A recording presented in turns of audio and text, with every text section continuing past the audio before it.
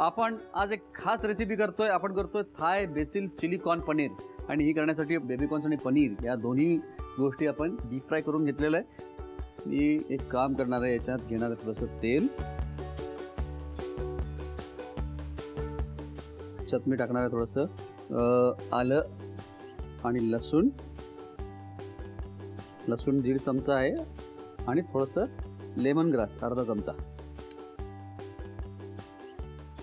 त्याचबरोबर मी हे 2-3 पानं जी आहे काफिर लाईम म्हणजे लेमन लिव्स ते पण याच्यात टाकतोय.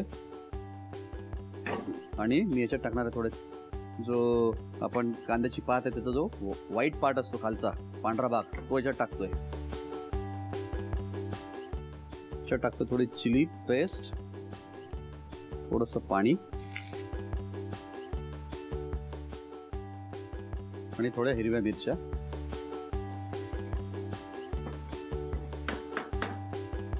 जाऊ देऊया थोडं मीठ, थोडं कोकोनट मिल्क आणि बेसिलची जी पानं आहेत ती आपण इथे थोडी चिरून घेऊया. थोडंसं कॉर्नफ्लॉवर घेतलेलं आहे, पाणी मिक्स केलेलं आहे. त्याच्यात टाकतो थोडीशी सीझनिंग पावडर आणि हे जे आपण तळून घेतलेले बेबी कॉर्नचे आणि पनीरचे जे तुकडे आहेत ते आपण याच्यात टाकतोय. त्याला आपण व्यवस्थित मिक्स करतोय आणि याच्यात टाकणार आहे थोडंसं कॉर्नफ्लॉवर जे पाणी आहे, जे पाण्यात आपण घोळलेलं आहे ते थोडंसं टाकतोय म्हणजे त्याला एक शाईन येईल छान. भरपूर बेसिलची पानं, छान कांद्याची पात, आहा. आणि एक गोष्ट राहिली, तुम्ही आठवण नाही केली मला, शेंगदाणे. वा, ते काय टेस्ट केल्याशिवाय राहत नाही. त्यामुळे एकदा जस्ट चाकून बघतो मीठ वगैरे व्यवस्थित आहे की नाही. टेस्ट मस्त झाली. एक गोष्ट फक्त राहिली, एक किंचितचं व्हिनेगर आपलं टाकायचं राहिलं, बस बाकी सगळं मस्त आहे. वा मंडळी, याला सर्विंग डिश मध्ये मी काढून घेतो, तोपर्यंत तुम्ही साहित्य आणि कृती घेऊन घ्या. Thai basil chilli corn paneer साठी लागणारे साहित्य: नारळाचं दूध, पनीर, वाफवलेले बेबी कॉर्न, मैदा, चिरलेला पातीचा कांदा, कॉर्नफ्लोअर, बेसिलची पानं, पातीच्या कांद्याचा पांढरा भाग, लिंबाची पानं, भाजून घेतलेले शेंगदाणे, चिरलेला लसूण, सीझनिंग पावडर, व्हिनेगर, गवती चहा, चिरलेलं आलं, बारीक चिरलेली हिरवी मिरची, लाल मिरची पेस्ट आणि मीठ. कृती: एका भांड्यामध्ये कॉर्नफ्लोअर, मैदा, सीझनिंग पावडर, मीठ आणि पाणी घालून सर्व एकजीव करून घ्यावं. कॉर्नफ्लोअरच्या मिश्रणात पनीर आणि बेबी कॉर्नचे काप घालून नीट मिसळून कढईतील गरम तेलात तळून घ्यावेत. एका खोलगट पॅन मध्ये तेल गरम करून त्यामध्ये आलं, लसूण, अर्धा चमचा गवती चहा, लिंबाची पानं, पातीच्या कांद्याचा पांढरा भाग, लाल मिरची पेस्ट, पाणी, बारीक चिरलेली हिरवी मिरची, मीठ, नारळाचं दूध, सीझनिंग पावडर, तळलेले बेबी कॉर्न आणि पनीरचे काप, कॉर्नफ्लोअरची पेस्ट, बेसिलची पानं, कांद्याची पात, भाजून घेतलेले शेंगदाणे आणि व्हिनेगर घालून नीट मिसळून डिश सर्व्ह करावी.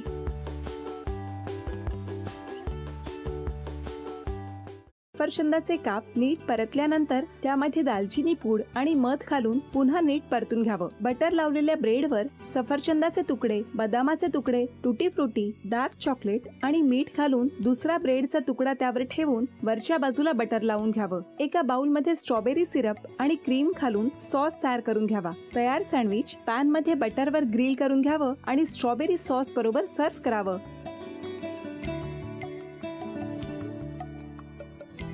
हे जेव्हा बोलत होते तेव्हा मी बघत होतो की या दोघांनी स्वतःचा संसार उभा केलाच, पण स्वतःच्या संसाराबरोबर अनेकांच्या आयुष्यात आनंद निर्माण केला. तो आनंद महत्त्वाचा. हसत राहा, आनंदी राहा असं म्हणत शुभेच्छा देऊया. आणि ही झी मराठीकडून भेटवस्तू डेव्हिड तुमच्यासाठी. अभिनंदन. आणि वहिनींना तथास्तू पुणे यांच्याकडून ही पैठणी. अभिनंदन.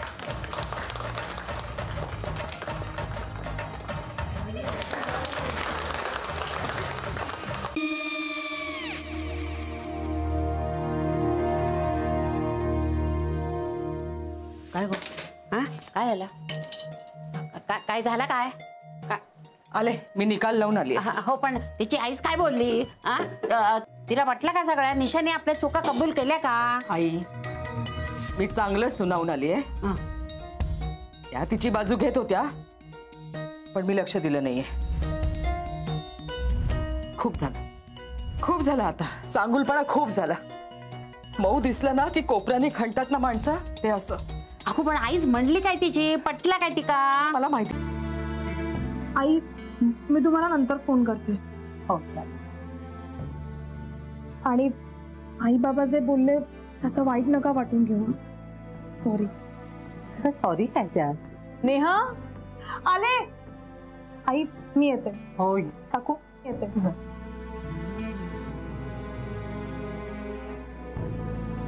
सावकाश जाग. हो हो. मग काय काकू, कधी उडवता लग्नाचा बार? बघूया.